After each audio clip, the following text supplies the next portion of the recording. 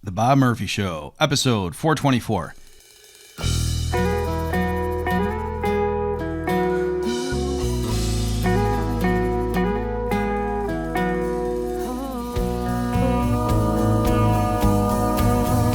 There's a tidal wave coming. What you gonna do? Get ready for another episode of The Bob Murphy Show, the podcast promoting free markets, free minds, and grateful souls. It's your source for commentary and interviews, conducted by a Christian and economist. Now here's your host, Bob Murphy.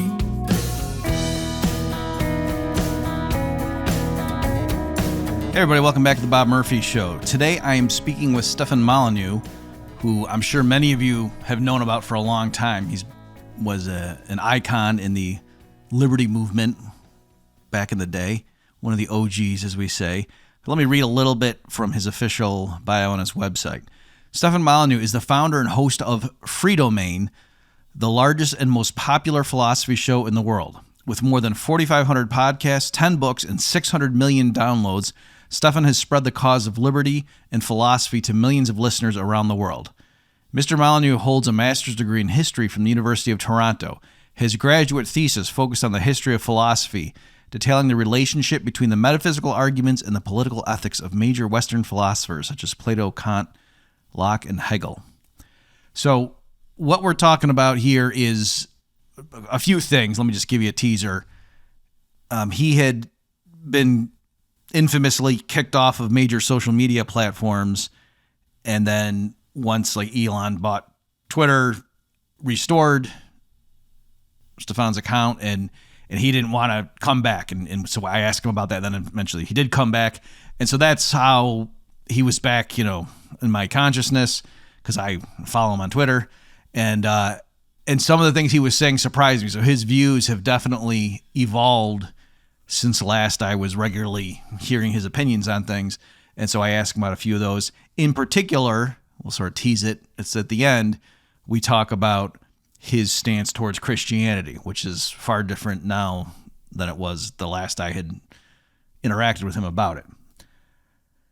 Well, I think that's enough teaser. Let's get right into the conversation. Stefan, welcome to the Bob Murphy Show. Great to be here, Bob. It's been a long time. How are you? I'm doing well, and how are you doing? I'm great. I suppose I've been jet-packed in or cannoned back from the wilderness, and I am fighting the brain orcs on Twitter and enlightening the masses as best I can, so it's quite a lot of fun. Well, a lot to unpack even right there. So, why don't we start with that, what happened? Was it a few years ago that you just got booted from various social media platforms and then you just went private, as it were? Yeah, Can you just tell us a little bit about that story? And then now your triumphal return, well, it wasn't exactly that palms were being laid down, but, somewhat like that, coming back to Twitter/X. Yeah, so it was the summer of 2020 when I assumed that there were a huge amount of sort of worm tongue-like backdoor machinations to get me off social media for, I assume, reasons of politics, for, I was opposing all the George Floyd riots and so on. And I guess they wanted their summer of love, so they had to step over my face in order to get their burning neighborhoods. So I got kicked off just about everything in a really short span of time. And I went from playing stadiums to jazz clubs, which has its own charms and was quite enjoyable as well. I turned, of course, to writing books. I narrated some of my old novels, which I've always wanted to do. So it had its pluses for sure. Mm-hmm. I suppose a tiny bit surprising that like 95% of my audience found typing in a new website to be beyond their mortal span of activity, because I actually registered one website over, because I'm literally, people are like, hey man, where were you? You were so hard to find. I'm like, it's really not that hard. I'm not a mole. I'm not a ghost. Just one website over. But and that actually gave me a certain amount of liberty, because if you have some reasonable ability to affect people's minds for the better, and then if you go one website over and they're like, nah, that's too far, man. It's come on, man. I'm only mortal. I'm gonna get carpal tunnel syndrome from typing in other websites. So it actually liberates you from a certain level of responsibility, which I suppose I'd hung on to pretty heavily for quite a long time. I wonder if it's like both Stephen King and J.K. Rowling, when they got to be humongous, started writing novels with pseudonyms because they wanted to see, like, do people actually like my stories anymore, or is it just because I'm so big? I don't know if it was something like that, perhaps. So that's what happened. Let me just push that a little bit, because, yeah, it was with you, and there were a few others. I don't want to say names and be wrong. I think Alex Jones is probably one where it was not. It definitely looked coordinated. It was not just that the people who run YouTube independently came to a decision, and then on a completely different track, the people who run Facebook. You know what I mean? Like, it was just. It certainly seemed like there were those coordinated behind the scenes efforts. So was it the COVID stuff, or you were saying there the George Floyd riots, but anyway, because this was all happening, right when society was being transformed around the world. Yeah, I'll obviously never know, because I never got any indications as to what it specifically was. I am such a urinator on third rails, I suppose, that it could have been any one of a half dozen to a dozen topics that wiser men than me choose to eschew, which I foolishly ran in. Whatever it is. I feel it was necessary. I feel it was important. And of course, philosophers, particularly moral philosophers, you have to have at least a couple of centuries in your business plan, because you're generally reviled in the here and now, but you are recognized as being right down the road. That's sort of the goal, right? So you just have to be willing to have, that sort of CCP half a millennia business plan to make it. But yeah, it could have been the George Floyd stuff. It could have been group differences in IQ. It could have been stuff I was doing between males and females. It could have been the stuff I was doing about China being the source of the virus. It could have been any number of things that would have been a hot topic. But I think it probably had something to do with the 2016. So 2016, as you know, the election of Trump was a seismic shock to the ruling classes, because they'd never had to deal with anything like that before. In the glorious days of internet freedom, the decade of 2006 to 2016 was unprecedented. It's fine to let the masses have free speech as long as you're the gatekeeper and it doesn't really achieve anything, and the best you can do is sort of photocopy something and stuff it in people's mailboxes. But when you have people out there who are actively pushing against mainstream narratives and gaining significant traction, like my untruths about Donald Trump got millions and millions of views, and the perception is, I suppose, that may have had a tiny effect on the election. Who knows, right? But I think it was like, oh, this guy's free speech might actually be changing things. Well, we really can't have that. We just need to give people the illusion of free speech rather than free speech that actually might change something. So I assume it had something to do with that. Oh, yeah. So just to be clear, in terms of my earlier remarks when I was, saying, like, what was it? And then you were listing. Yeah, I think it was, as you say, the ruling class, for lack of a better term, realized that, this internet thing is really picking up steam, and now lots of people are turning to it to get news and just to figure out what the heck is going on with the world. And they realize for our agenda to continue to being fulfilled, we have to nip this in the bud. So of course, at the beginning, at the outset, they're not just going to start kicking off people and saying, it's because we disagree with them politically. Like, that's not going to work. So instead, they go for, quote, the low-hanging fruit, the people who have said shocking things, because then, a lot of people aren't going to go to the barricades over. It's like, that guy, he's got a bad reputation. I'm not going to defend him. And I think also, as an economist, I'm sure you're aware of this, so you might, whether you agree or not, of course, but I remember when my daughter was little, showing her my tweets, say, versus mainstream media tweets. And boy, there's just no comparison, right? If you have a knack for this kind of stuff and you have interesting things to say, I was getting hundreds of times more views, likes, and retweets than like huge mainstream media platforms. Now, of course, they have other ways of getting their information out, but there is just a certain amount of, this guy's taking our eyeballs, this guy's taking our readers, this guy's disrupting our narrative. So if we just write negative articles about the guy and paint him as like the worst guy in the universe, then this can be used as evidence to get him deplatformed, and then hopefully some of those eyeballs will come back to us. It's, standard, say that the competing restaurant has rat feces in the soup, kind of economic sabotage, I think. And also a chilling effect on everybody else to know, like, so that where, when they're trying to figure out what line is there so that I can still stay on the platform, and then they can see, well, whatever the line is, Stefan obviously must have been over it, and so therefore let me, dial down. Okay, so that's what happened in the past, and then people who knew you and stuff were like, okay, well, yep, Stefan went into his own thing, and he's got his hardcore fans that are with him, and okay, and I'm gonna go throw down because I'm still on Twitter, and then you came back recently. So can you just explain? And I know people had asked you when you had principled reasons for why you weren't going to come back, even after Elon bought it. So can you just explain what your old thinking was and then what made you change your mind? Well, of course, Bob, it just turned out that those principles were quite inconvenient. So naturally, I just had to jettison them. Like when you're on a ship and it's like really low in the water, you just jettison any excess baggage, people, old ladies. So no, I mean, my basic argument, which was overthrown by a surprising person, my basic argument was, they did me dirty, they did me wrong. And in my view, they were not upfront and honest about the reasons that they gave for my deplatforming, at least from Twitter. So when I bought and sold corporations, sold. I mean, I co-founded a software company, grew it, and actually ended up selling it twice.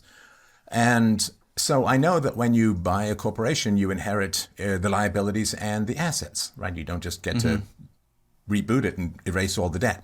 So I felt that, as Elon Musk said, he didn't buy a company, he bought a crime scene. So my feeling was, okay, so if somebody wrongs me or if I've wronged someone, what do I owe them? I mean, I was raised a Christian, so I owe them apologies, I owe them restitution, and some reasonable certainty that it's not going to happen again, right? So if I'm really angry and I yell and scream and throw things, I'll apologize, I will fix whatever I broke, and then I'll enter into anger management classes so that there's some decent chance it's not going to happen again. And that's sort of the bare minimum for me of apologies and restitution. So that was sort of my standard with Twitter.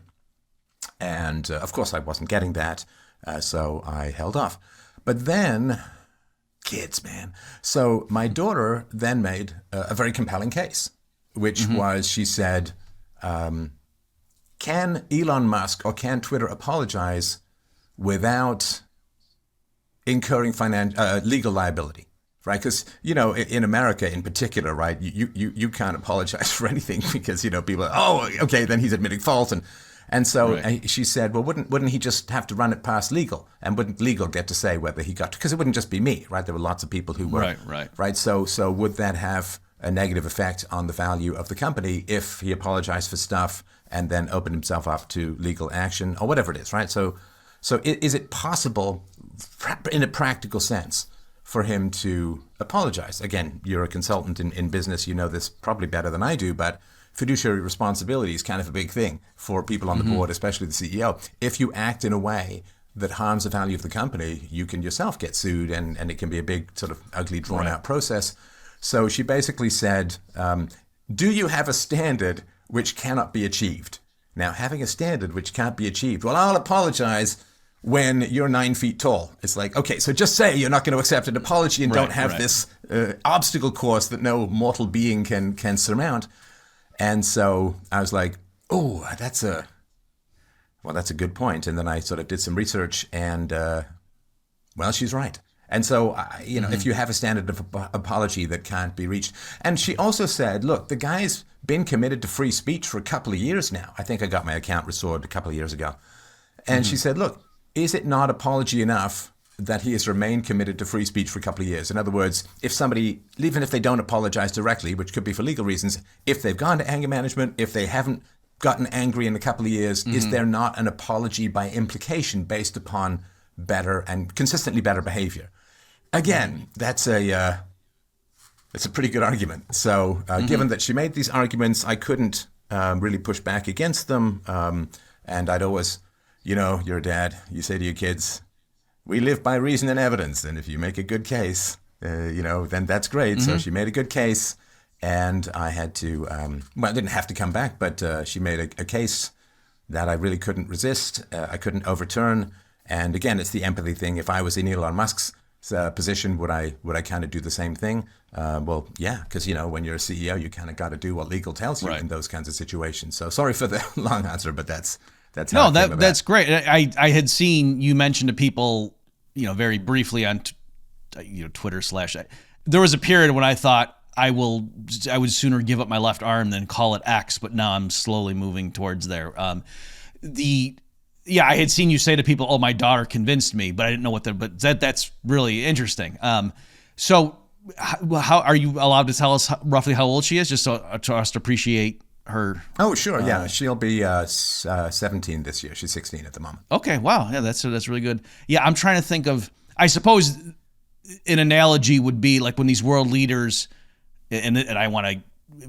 Actually, why don't we just jump right into it? I'm curious in your thoughts about Iran and Israel and all what's been going on over there.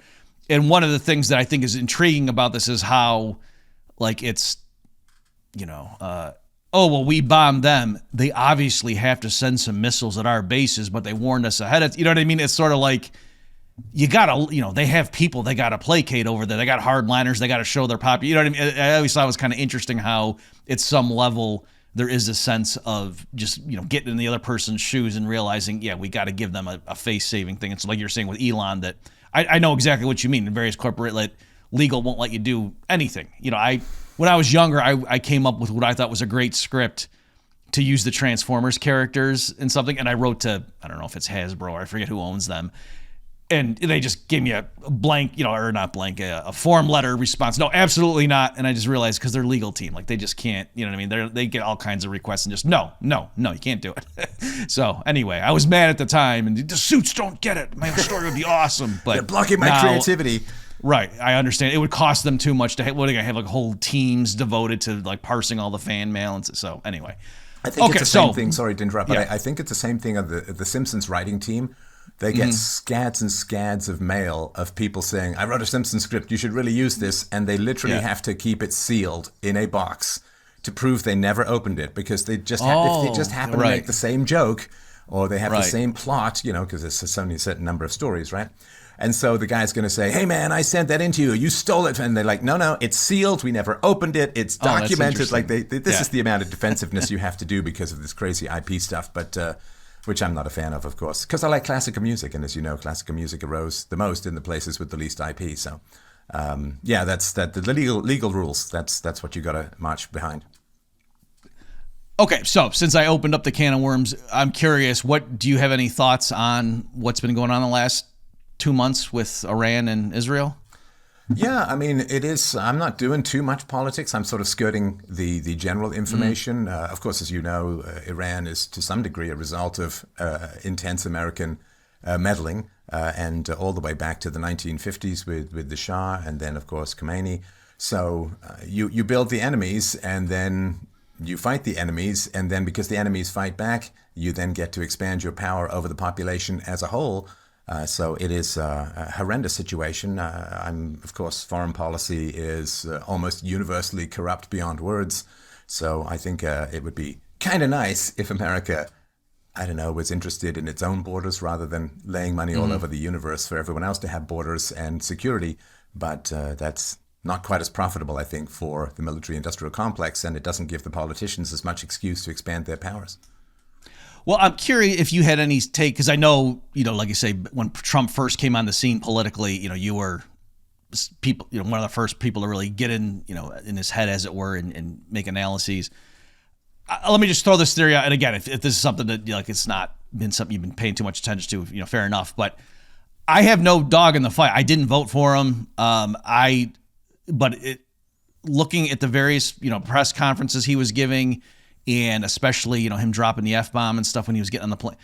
My take was that behind the scenes, he and his people were telling the Israelis, give us time for the negotiation. We're making assurances to the Iranians that we're the adults at the table and we're working with them, blah, blah, blah. And then Israel's just doing the game theory and realizing, no, we can hit them. And then what's Trump going to throw us under the bus and take their side over? No, he can't. And then we're going to say he was in on it. And what's he going to do? He's going to have to go along with that. And I think Trump was just outraged and shocked the first couple times. They can't believe they just did that. and so I think he got, now, again, I'm not saying that to try to make excuses for him or whatever, but that was my read in terms of his body language and stuff. Of the few occasions where they asked him, did you tell Netanyahu to hold off? And he said, yes, I did. Yes, I did. And then when he was saying, they both don't know what the F they're doing or something, that to me, that looked like, I don't think that was acting. I mean, that was like Al Pacino level acting if he was acting there. I think he was pissed off. Well, politics is presenting moral platitudes to the masses while pursuing cold Terminator-style calculations behind the scenes. And so most of politics is pretend to be good and then act in at least what you perceive to be your own naked self-interest. And I think that's the best way to... So for me to sort of... I try not to lecture too much on certain foreign policy or politics, because as a moral philosopher, it doesn't really make a whole lot of sense, for me at least, to lay a whole bunch of moral rules at the feet of people who, as a whole, are acting in only a moral pretense way and pursuing naked and fairly brutal self-interest. It would be like a nutritionist talking about astronomy in some sort of passionate way. It's like, well, the stars don't eat anything, so your skills don't really apply. And that's how I sort of view this kind of stuff. And it's one of the reasons why the deplatforming was clear for me, in that... of course, as a free speech absolutist, the goal is, of course, to have words, not swords, right? We want to keep that S out front to stop attaching itself to the beginning of words. And when speech is significantly suppressed, then it goes to realpolitik. It goes to brute power, goes to force, manipulation, lies, money printing, funding, debt, all of that sort of stuff. It goes to anything but the argument, the debate. And so, for me at least, the Overton window, which I was working to push, kind of slammed back and took half my nose off. And that means that people are choosing coercion or force or manipulation over reasoned and argumentative debate. And it's one of the things, you posted a picture of yourself on X when you were, I think, slightly younger. Did I have that? Just a smidge, a tad younger. It's from, and you were I was saying, 24. Back when I was a young bairn, back when I believed, hey, I'll just talk about the free market, reason and evidence with people, and we'll sort it all out. And I think we all have that optimism, and that's a good fuel. It has to be tempered by what's possible in the situation, of course, as you well know. Yeah. Why don't we just, I'm curious to get some more elaboration from you on that. So for context, folks, what happened was I recently was interviewing Dave Howden of the Mises Institute. He's a research fellow with them. And he with Parabilan, he had co-edited a volume of essays in honor of Joe Salerno, who for a long period now has been kind of running the summer fellowship program. And then Dave kind of just, as an aside, said, "Yeah, Bob, you were in that program, right?" And I said, "Oh, yeah." And he said, "And I don't know." And so then the guys, the tech guys doing the podcast, went and dug up a photo of me from the year 2000. I think it was like the second year I was a fellow there, and I looked much younger and probably a tad thinner as well. And so anyway, so people were getting a good chuckle out of that, and I tweeted that out and said something like, "Oh, this was a period in my life when I thought if I just write essays explaining how a free society will work, everyone will get on board."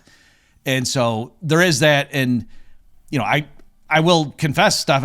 This is embarrassing to say, but I don't know if you remember there was this website, antistate.com, and I was a regular there, and we had this forum, and there were a bunch of anarcho-capitalists that kept joining. I feel like an idiot just even telling you this stuff, but this is what happened. Like, I would sit there and do the extrapolation and figure out at what date would 10% of humanity be anarcho-capitalists, because I was just looking at the numbers. So that didn't happen. And the thing is, it's not that I was wrong with my views. It's just I can't believe talking to people how much they are they know what they want the answer to be, and they'll backfill and figure out a rationale to get there. And I'm not surprised anymore about it, because I've just seen it for 20 years now, but I do remember just being shocked at, but no, I just showed you logically that's not how can you, right? Well, that's a big enough topic that you can't possibly leave in 45 minutes. I'm going to have to, do the what Scott Adams fears the most, which is watching somebody in a show get tied to a chair, because he says that happens in every movie and it's so predictable. So yeah, that big question of why don't people listen to reason and evidence? And one of my big tweets when I got back was talking about 30 to 50% of people don't have an inner dialogue, don't have an inner voice. And it's not specifically related to intelligence. You can have very smart people, engineers and so on. They think more in terms of images and relationships rather than actual language. But those of us who are sort of machine language hamsters, we sort of think in terms of those things. And then, of course, I just tweeted out last night about the sort of famous Milgram experiment that just about everyone will torture if told to, and 2/3 of people will kill you if they're told to.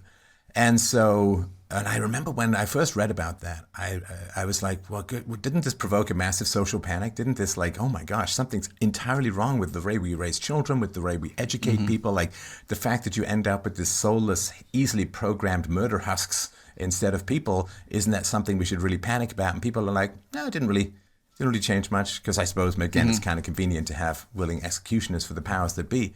But yeah, why people don't listen to reason, I think individually they kind of want to, but we are social animals and we only survive with the approval of those around us. At least that's how we evolved. And I think it's not so much people's individual beliefs that resist reason. I think what people do is a calculation and say, okay, and if I believe this, and I tell people that I believe this, then what? And I think that aspect of things, people who just willfully defied the tribe or the group or the nation or the king in the past, well, let's just say those genes were not enormously positively selected for continuation. So I think this process of it, not is this true, but what will happen to me if I repeat this to people? And you could see this with the Trump phenomenon. Like Trump went from like the most popular guy, never accused of racism or sexism or anything like that, to like, Orange Hitler reincarnated with a windstorm hairdo. And people didn't know why. It's just that if you said to people, I think that there's positive things about Trump, I think he really cares about America, I think he's outside the system, I think that, and the media certainly lied about him pathologically. So the question is, what do people think other people are going to think of them if they hold a particular position? I mean, I was obviously skeptical about the COVID vaccine for reasons we can go into if you're interested. But I mean, reasons to be skeptical, right? So, but then the anti-vaxxer and you want Granny to die and, all of this, you're just a bad person, you're crazy. And so then people are like, okay, well, if I show skepticism to the vaccine, how do people perceive me? And I think it's really the sort of social networks that prevent the transmission of sort of reason and evidence. Because, if you talk to people individually, like Solzhenitsyn used to say about the Soviet Union, that you can only tell the truth with your wife under the covers at night when you're sure there's nobody listening. So individually, people are like, yeah, that kind of makes sense. But then they sort of pop out into their social circle and they don't want to be ostracized. As you know, like social ostracism stimulates the same parts of the human brain as physical torture. And that's for reasons of, well, we need people to guard us as we sleep. We can't hunt alone. We need to reproduce, so we need some approval from the females or their clan or whatever. So I think that this torture mechanism of rejection, which I actually think is very positive for anarchism, I think that social rejection, economic rejection is how we enforce social rules in the absence of a state. But it really is a double-edged sword, because it really cuts through people's capacity to stand tall with reason in their social circles. Okay, yeah, a lot there. And I have seen that, for example, even to go earlier, the like the 9/11 truth stuff. There was a period where even among pretty radical libertarian groups, you could tell like that was just like, oh, we're not gonna go there right now. Like it's enough that we're already opposing the U.S. government's retaliation and blah, blah, blah, and we're looking at blowback and things, that we're just not going to go there. That's going to give our enemies something on a silver platter. Or, well, I mean, no one told me what the rationale was, but I for sure observed there was a period, and then it was just eventually, like, it became more and more acceptable to talk like that. But even there, like Tucker Carlson recently had some guy on, I forget the guy's name, where, they were tiptoeing up to it and like all this weird stuff about, what the government knew and the cover-ups, but you know what I mean? So that was just one example where it clearly people were thinking things themselves, but they were kind of like, well, what are we, what's going to happen to my career? What's going to happen if I cross that line on that element? I suppose the moon landing is another one that I know there's some people that are really, whereas like the flat earth stuff, that's so, out there that somebody could, they wouldn't worry about their job being hurt if they were tweeting out, these flat earth people make some sense, because it's just like you would think they were kidding. Whereas if somebody said, no, I really don't think that we went to the moon. Like, I think a lot of people would be afraid to say that because they would be concerned that their employer might say, what are you doing? Like, HR would call you in or something. So anyway, I definitely have seen that element at play, with things that are, relevant.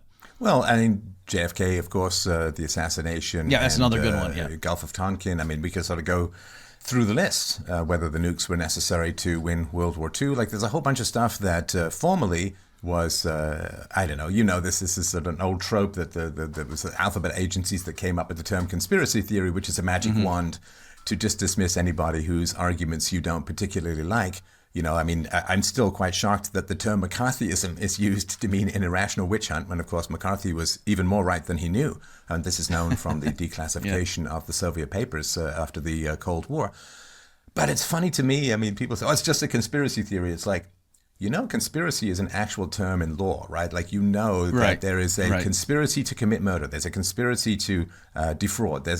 So any group of criminals that acts together, this is a term in law. It's not made up by wacky people with tinfoil helmets. Like, it's an actual term of law. And of course, you can see conspiracies playing out all the time. Again, the COVID messaging was so bang and on point that it was definitely coming from some sort of planned arena. Whether it was pre-planned or not is sort of another question, but coordinated attacks. I mean, these are all things that are going on behind the scenes. Of course, the real conspiracy theory, which didn't turn out to be true, was that Trump colluded with Russia to steal the 2016 election. And so apparently it's a bad conspiracy theory if it's information you don't like. But if it's a totally false conspiracy theory, you could just repeat that ad infinitum as if it's true. So this is one of these NPC words. I did a tweet asking for people for their favorite NPC phrases. And conspiracy theory, dismissing something by calling it a conspiracy theory is, historically and legally illiterate. And it is just it's a magic wand to make bad, scary facts go into the ether. Yeah, the way I try to use that approach is to say, like, how was Julius Caesar killed? And that's a conspiracy theory you just gave. And also, the official 9/11 report is a conspiracy theory. It says that there were 19 hijackers who conspired. And I actually did a search there. I don't think it was in the report, but I did see some official narrative where it did say these guys conspired. So it didn't have the word conspiracy, but it did have the verb. And I thought, hey, look at this. It's openly. How can you be pointing to the official report? You believe in a conspiracy theory. Okay, so why don't we jump to one of the things you've been doing lately that's been causing me all sorts of amusement is poking the guys who are very much about you can't date nowadays. So can you just give us a flavor of what that debate's been like recently? Sure. Not controversial, not upsetting people. My usual gentle foot massage. Trying not to rock the boat. Yeah, my gentle foot massage of truth infusion through the souls.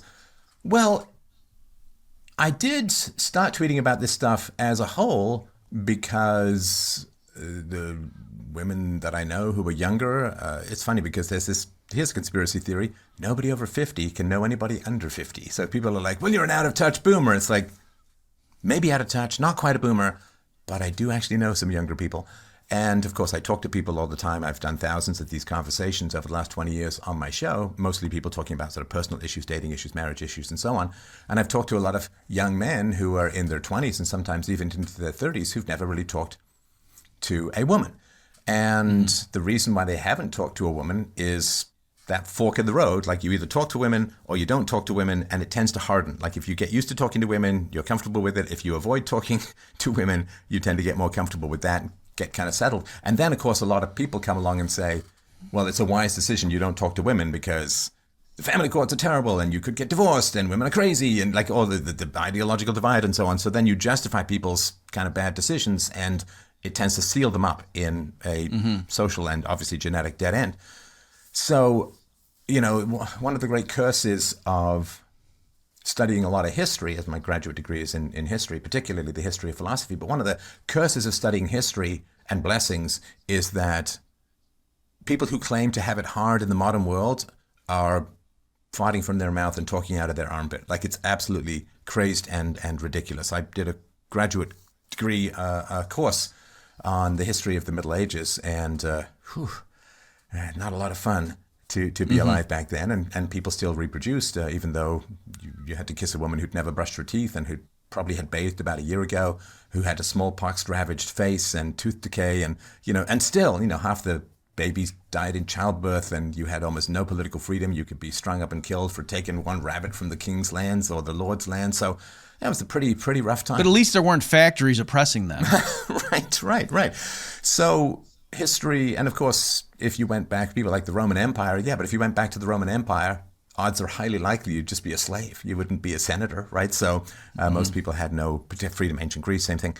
So when people say it's too scary, it's too negative, it's too difficult to date right now, just older guy trained in history, good perspective is like, yeah, but your ancestors, human beings got down to 10,000 souls during the last ice age. Like we were this close to like despawning. And, people fought their way back, and people have babies during war and plagues and famines and all other kinds of natural disasters. And it is possible. And people are propagandized. Women are propagandized. It's like, well, people and women have always been propagandized. I mean, but at least you have the internet now, so you have access to both better and worse information, right? That's the fork in the road of the internet. It's like, if you take the sunny side of the street, you get a beautiful tan. If you take the dark side of the street, your nads freeze off and your genetic line is dead. So just reminding people about that is really important. So then I did sort of an experiment, which I talked about last Friday. So I did an experiment where I pushed pretty hard back against these things. And basically the young men, some of them, were ferocious and angry and, hurling all kinds of insults. And, insults work on the young, but, I'm pushing 60. If you don't know who the hell you are and what you're about by the time you're pushing 60, you've kind of missed the boat. So they don't really have any effect. I just find them sort of interesting because they reveal more about the person who's insulting you than, if somebody said, Steph, I hate your haircut, I'd be like, yeah, may not particularly apply to me.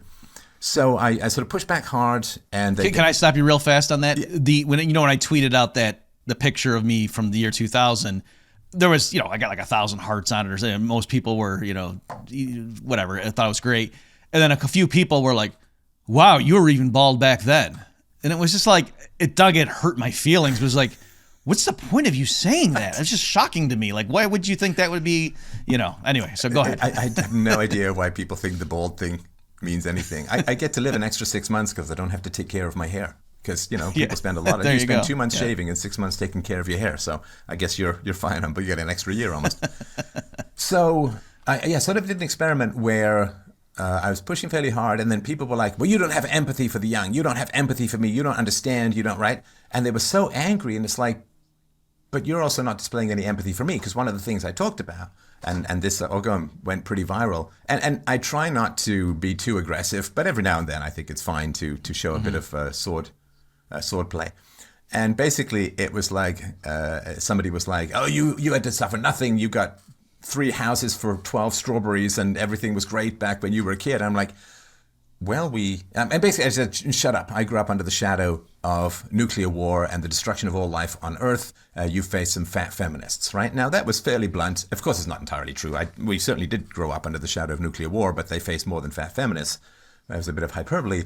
And, this thermonuclear, people get really mad. And they just had no empathy for what I suffered as a young man through the propaganda that we faced. And it wasn't just, of course, war, the environmental stuff, peak oil. We were all going to starve to death by 1980, and the environment, the ozone layer, the acid rain, like it's just constant, right? And you didn't have access to the internet to counter information that people have now. So you couldn't really push back against the narrative much. So it had a big effect.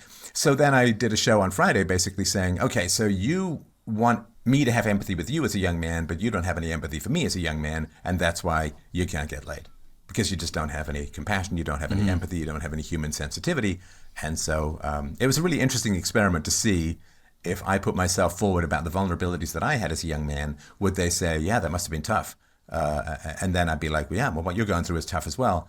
But as I've always said, I treat people the best I can the first time I meet them, and after that I treat them as they treat me. So I showed compassion, then when I got endless insults, yeah, let the cannons fly. I mean, it's a principle of self-defense in verbal altercations.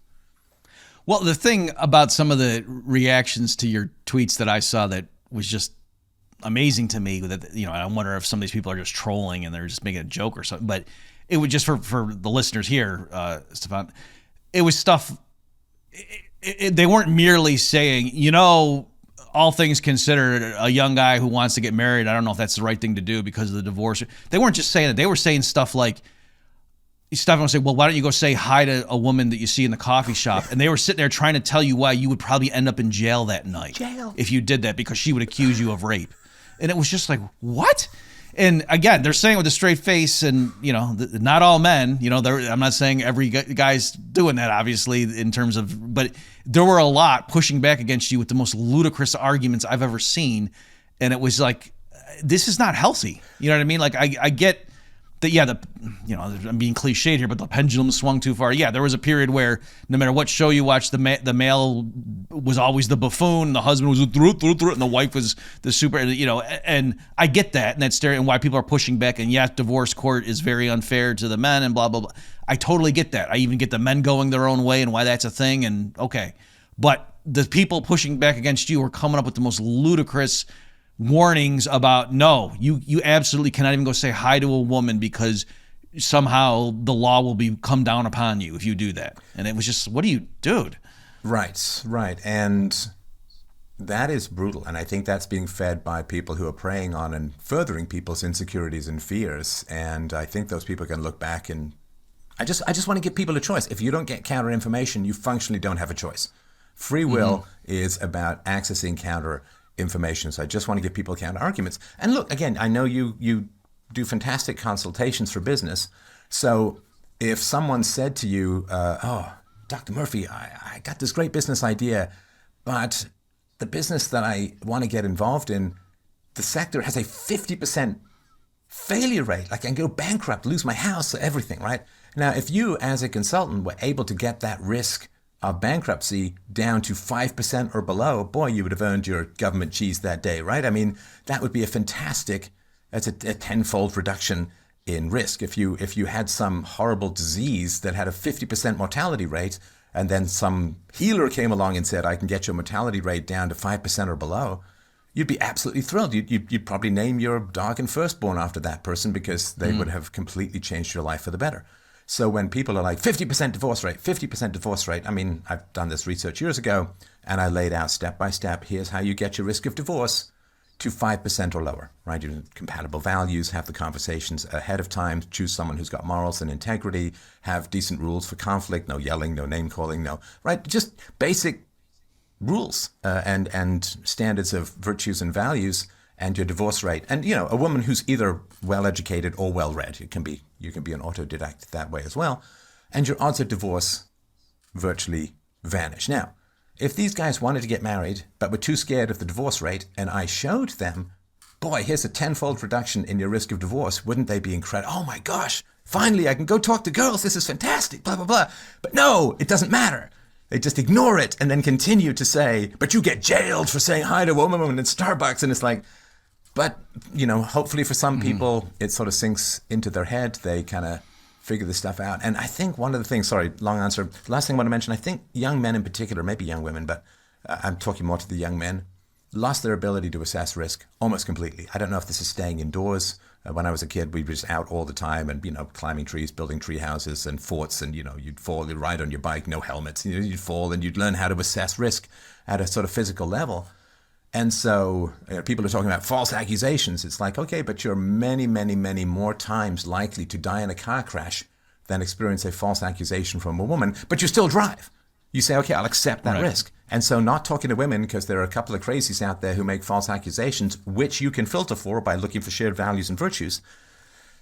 I mean, they don't know how to assess risk. And of course, the internet does that, because you see some crazy story where a false accusation destroyed some student's career. Maybe he didn't go to jail, but destroyed his academic career. Terrible, awful, absolutely, but so rare. If all you did was stare at car crashes all day, you wouldn't get in a car. But that's not assessing risk at a numerical level. And math literacy is really tough for people, because if you can't assess relative risk, again, you don't have free will. You're just programmed by negative stimuli.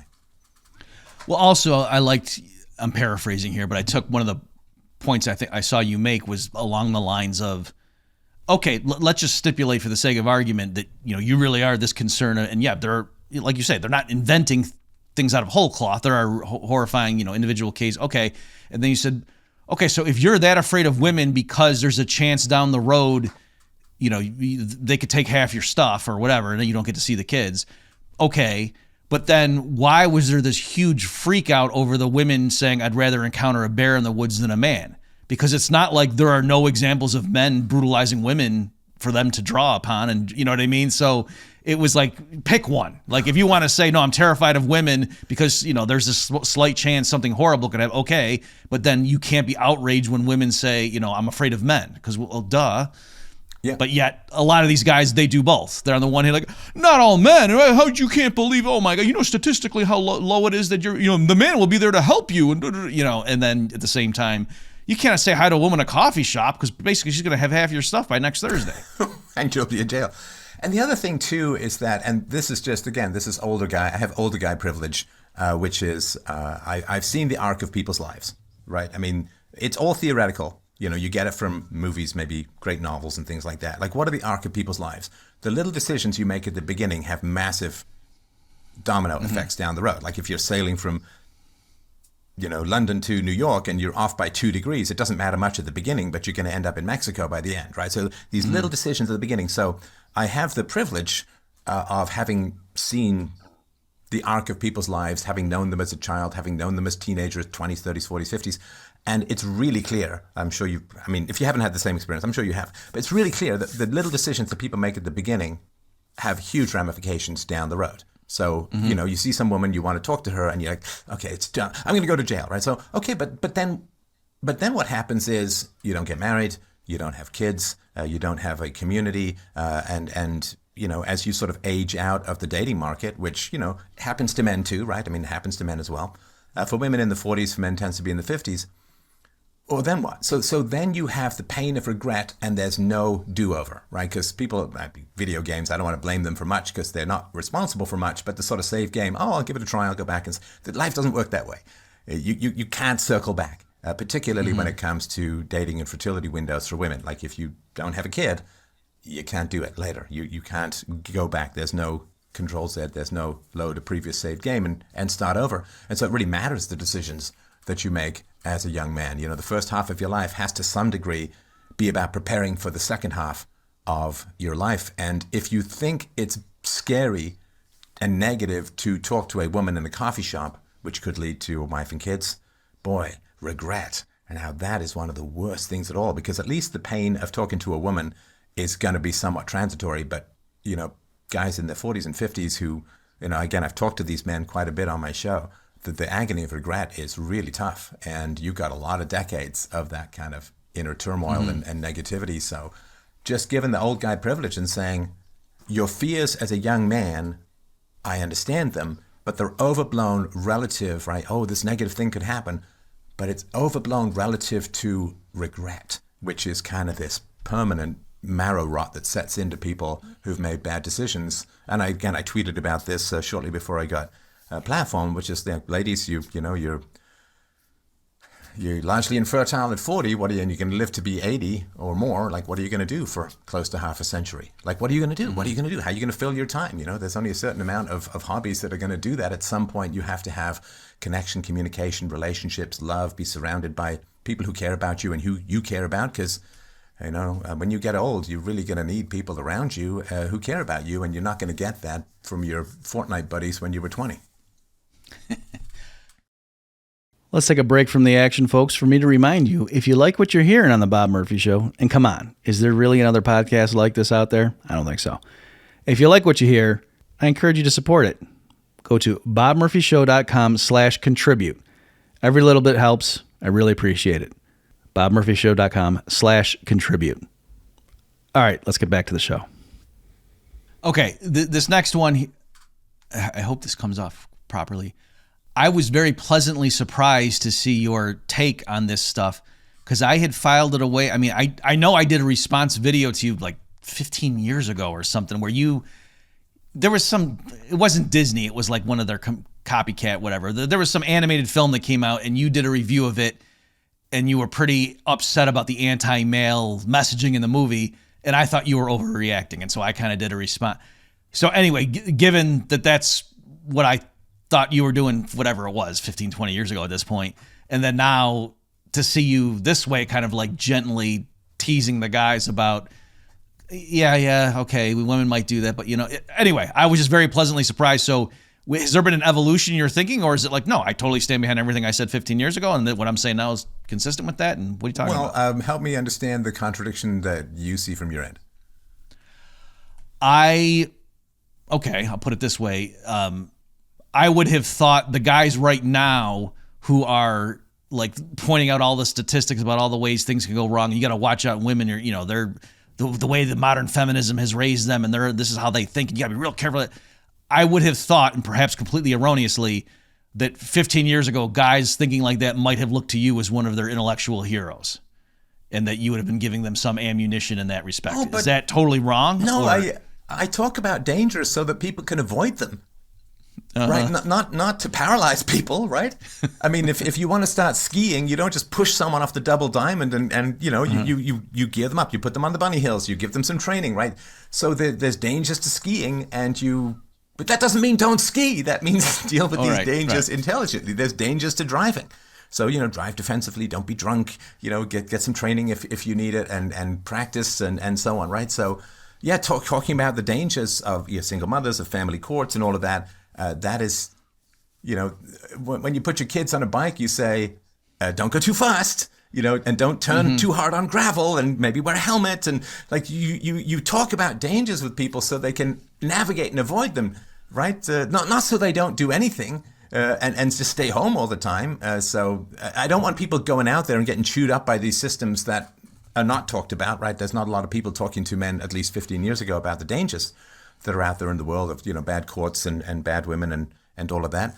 But I didn't talk about these issues so that men could use them as an excuse to not go out and sort of found families and so on. And of course the anti-male stuff, I mean, this very well, I'm sure, is that men tend to be pro-free speech absolutists. They tend to be smaller government. They tend to be more pro-free market. That's just our, I don't know, testosterone-laced competitive nature or whatever you want to call it. But men tend to be more for competition rather than coercion, at least in the political sense, because coercion has significantly negative effects for men. I mean, we can get killed if you say something wrong and get a duel.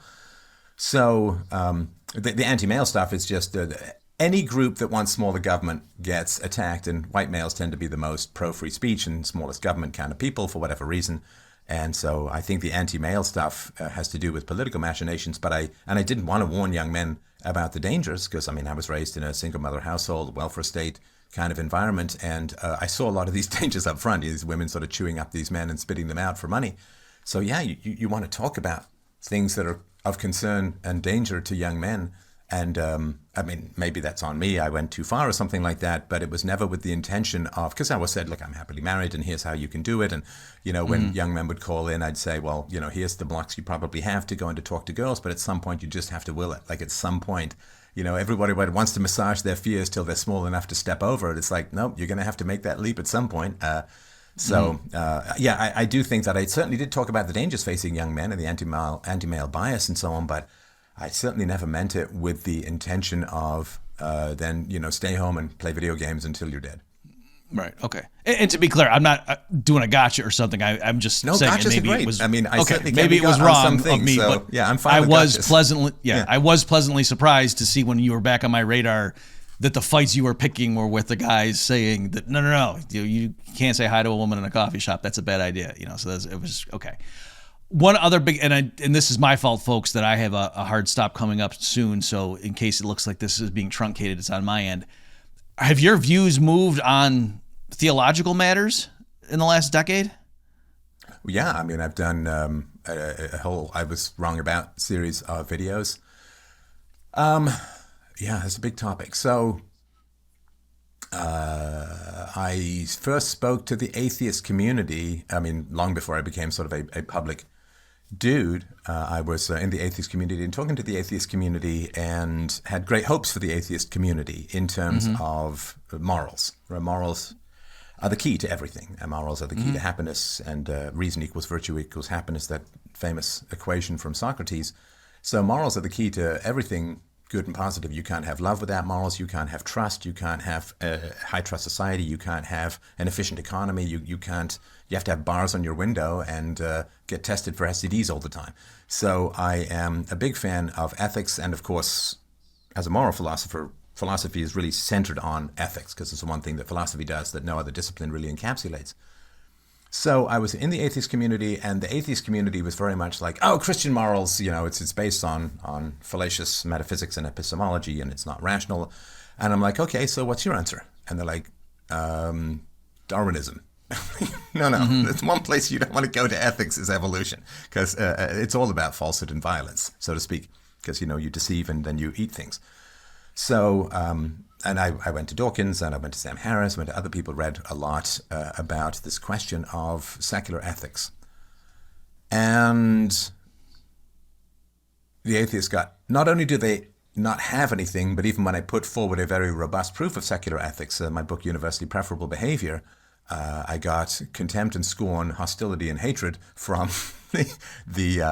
and not any particularly rational rebuttals. And I did a whole bunch of debates with atheists and secularists and so on. And I was like, as an empiricist, this troubles me. And so Christianity, of course, kept their ethics. And then one thing I noticed, of course, was that over the attacks that came at me from, a large number of different, my picture was 3 times on the cover of the New York Times, Sunday edition, no less. So when the sort of attacks came in, it was the Christians in my life who were magnificent. And they say, we know that good people get persecuted. Whereas the atheists are like, oh, where there's smoke, there's fire. Gotta run. And they absolutely went to the back rooms. They just vanished. And Christians were there. And again, as an empiricist, it's like, you got to have something right about this. Again, the pandemic reinforced this as well, in that Christians tended to be more skeptical of the vaccine and of the whole process. And the atheists were running around bleating like brainless sheep, trust the science, trust the science. It's like, science is the exact opposite of trust, right? And so when it comes to sort of practical matters in the world, atheists believe in the superstition called government and vote for things that take my rights away. Christians, believing in God, promote really great, rational, acted out virtues and don't vote for governments, tend to vote for governments that don't want to take my rights away and obviously sometimes want to restore them. So from a practical standpoint, and as an empiricist, I can never, ever, as an empiricist, deny accumulated consistent evidence, and Christians were better people than the atheists, were more interested in morality and understood the world a whole lot better. So that's kind of hard to ignore. At least I don't want to ignore it. And so my position on Christianity, given not just the positive behaviors of Christians, but the generally appalling and virulent behavior of atheists, is like, that's not what I expected. And when things don't play out as I expected, it's because I've got something wrong at the essence. So hopefully that's some sort of answer that makes sense. Oh, absolutely. I don't know if you know this about me. So I was raised Catholic. I spent a long stretch where I called myself a devout atheist. I thought that was clever. I read like George Smith's book on atheism, H.L. Mencken's Treatise on the Gods, Thomas Paine's The Age of Reason. I thought these are good, but I was going to write the definitive refutation of Christianity. And then I had some stuff happen in grad school, and I spent a period, it sounds like maybe that's where I called myself Christian with a small c, meaning I'm on board with like the culture and like the political economy of it and everything, Western Europe, blah, blah, blah. It's just, come on, some guy didn't walk on water and give me a break, that. And then even some stuff happened that pushed me further. So if you don't mind me asking, like, where are you on that level of, like, do you believe in God or you're not there? I am going to church. I am listening to Christians. I am open to the experience. I cannot will it because I am an empiricist. So the empirical evidence is that there's a virtue that comes through Christianity that secularism and atheism not only can't compete with, but seems to virulently oppose, which is kind of demonic in a way, right? And of course, it's as a persecuted person myself, not to make it too dramatic, I have sympathy with those who are persecuted, and there is really no more persecuted group in the world at the moment than Christians, and so we have that to some degree in common. So yeah, I'm going to church. I can't will it as an empiricist, but I am certainly open to the experience, and my heart is open, and I'm listening a lot, and boy, I would love it. I mean, honestly, if something happens that is convincing to me, and I'd love to hear these grad stories at yours maybe the next time we talk, but if something happens that shows it to me, my gosh, to live forever and to spend eternity with best friends, family, I mean, to be able to cross-examine Socrates back, I mean, that would be glorious beyond words. So I'm wide open and just waiting for the sign. Okay, well, I mean, I'm obviously very glad to hear that. And also what you just said there to me, because when I didn't believe, that was my stance. I said, oh yeah, that would be great if it were true. I don't believe it. I'm not going to believe in fairy tale. Yeah, if Santa Claus were real, that would be awesome.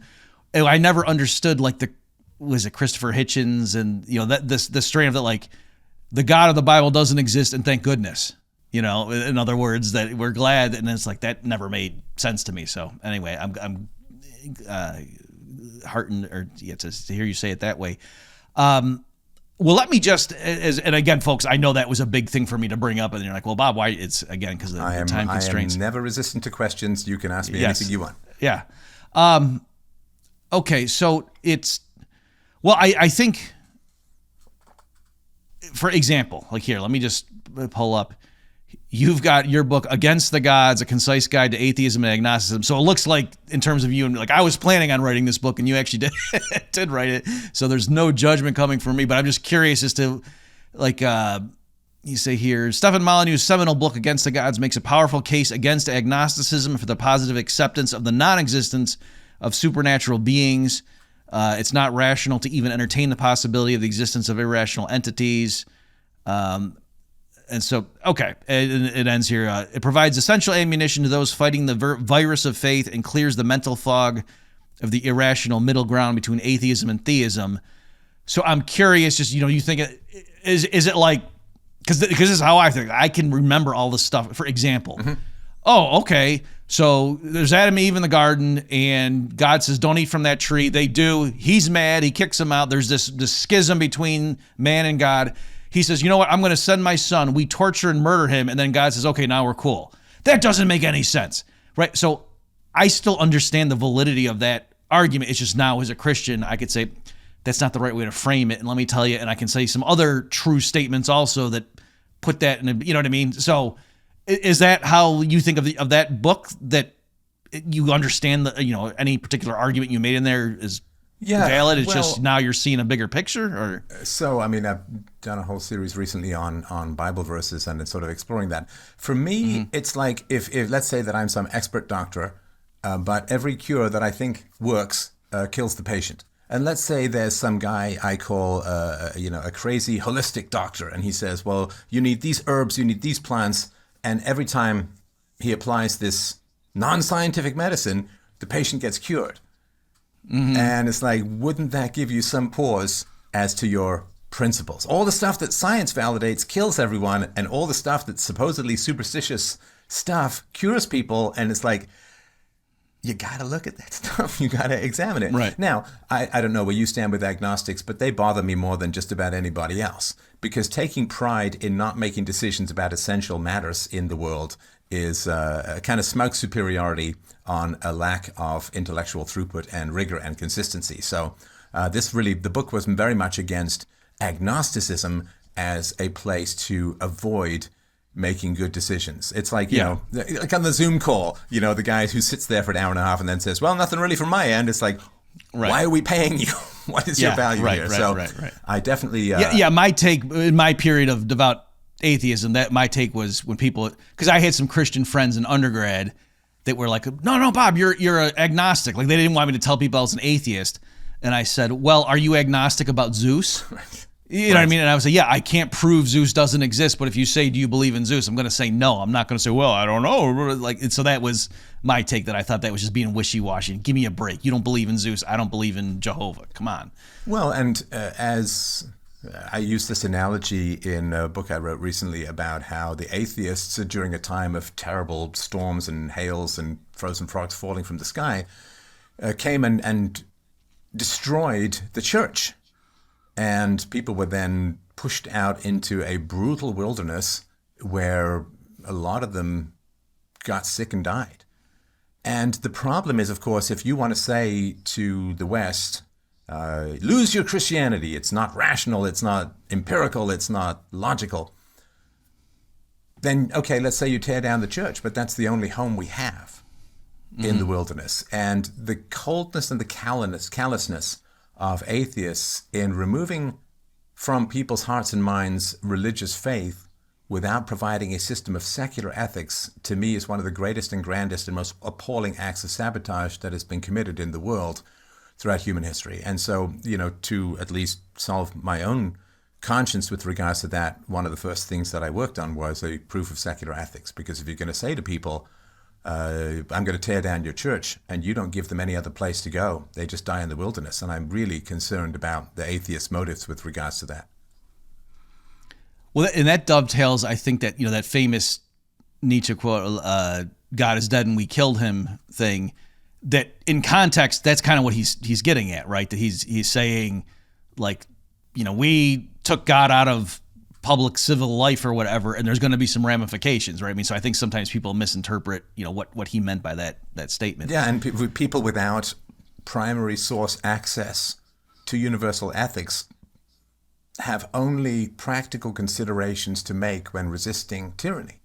They do not have moral, absolute reasons to act in resistance to tyranny. Then it just becomes a cost-benefit calculation, as we talked about at the beginning.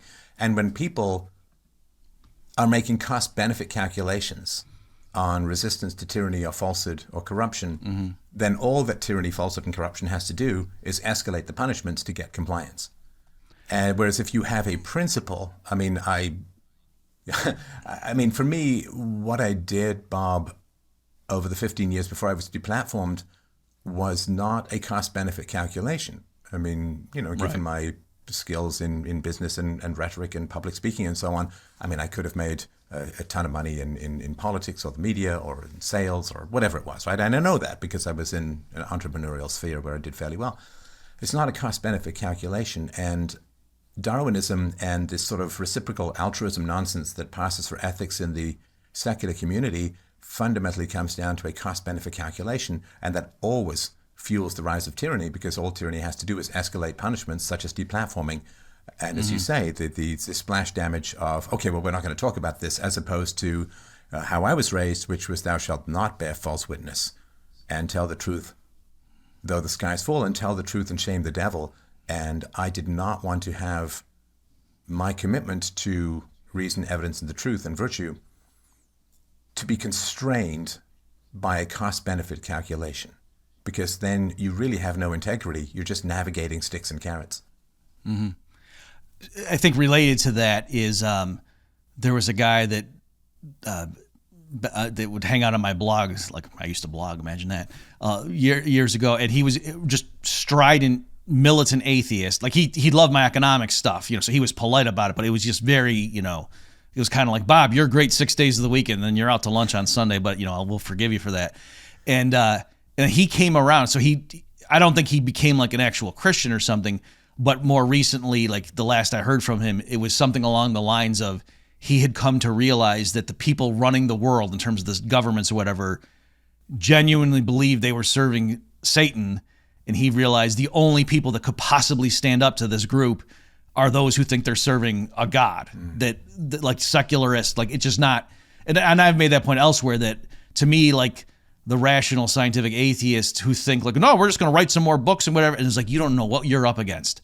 Like, no, the only reason that I would, that I haven't tried to work for the Fed or something is because I would, God would be disappointed or something. You know what I mean? So if I just thought this was me, we got the time on the earth and then that's it and you're done, like this, yeah, what I'm doing right now would be stupid. So anyway. That makes sense. Yeah. And when you're in trouble in life and when enemies are circling and the arrows are raining down, it really matters who's coming in the room and who's going out, who's picking up some weapon metaphorically to fight alongside you, and who is despawning and pretending like you never existed. And the atheists did not rally around, even though I was an atheist and had fought strongly for atheist causes. The wild thing was that the Christians who I had attacked rallied around me, and the atheists who I had defended, in a sense, either despawned or joined the enemy. And again, as an empiricist, that's kind of important to notice. Mm-hmm.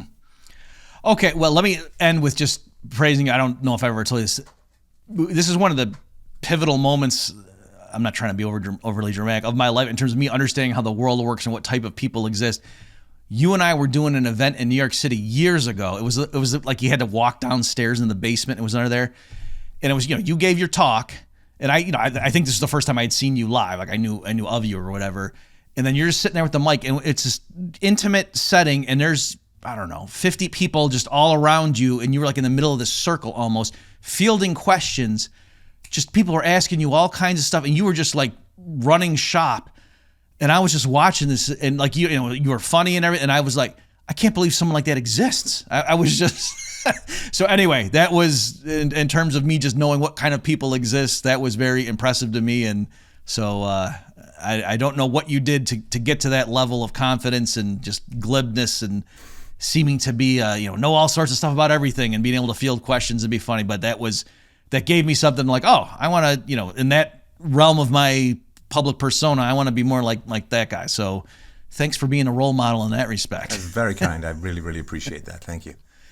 So, folks, my guest has been Stefan Molyneux. Where should they go? Freedomain.com? Is that the... Yeah, freedomain.com. I have, of course, a spastic mouthful of Polish syllables in my name, so I think freedomain.com is probably the easiest place to find me. Okay, so thanks, Stefan, for coming here. And yeah, we'll have to continue this conversation at a future date. Anytime, man. Thanks, Emil. Okay, thanks everybody for tuning in. We'll see you next time. You've just experienced another episode of The Bob Murphy Show, the podcast promoting free markets, free minds, and grateful souls. For more information and to subscribe to this podcast, visit bobmurphyshow.com.